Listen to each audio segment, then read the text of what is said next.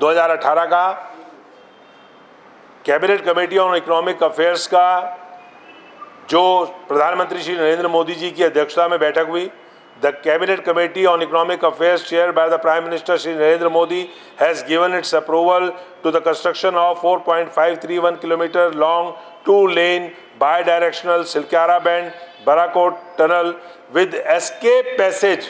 Escape passage में जोर दे रहा हूँ मैं, including approaches on Dharasu Yamunotri section between Chainage 25.4 km and Chainage 51 km.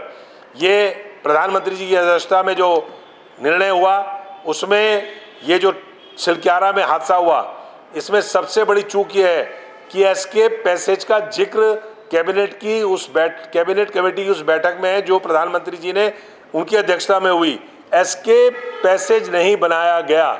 Escape passage बनाया गया होता तो ये 13 दिन का जो पूरा इतना जद्दोजहद चल रही है 41 श्रमिकों को बचाने की, वो नहीं करनी पड़ती, उनकी जान पहले दिन ही बच जाती जब ये हादसा हुआ।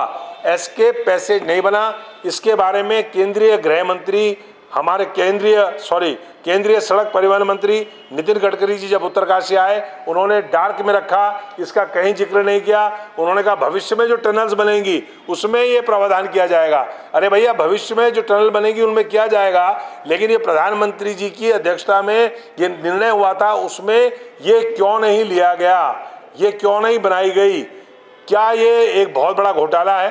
क्योंकि जब ये एस्केप पैसेज का इसमें जिक्र है तो एस्केप पैसेज और सारे जो इमरजेंसी एग्जिट बनने थे वो क्यों नहीं बनाए गए 4.5 किलोमीटर की टनल में? ये हमारा आरोप है राज्य की सरकार को, केंद्र की सरकार को, सड़क परिवहन मंत्रालय को उसका जवाब देना पड़ेगा और केंद्रीय सड़क परिवहन मंत्री जी को, गडकरी साहब को, उनको ये बताना पड़ेगा कि उन्होंने उत्तरकाशी में जब आए तो इसका जिक्र क्यों नहीं किया, लोगों को गुमराह करने का काम उन्होंने क्यों किया।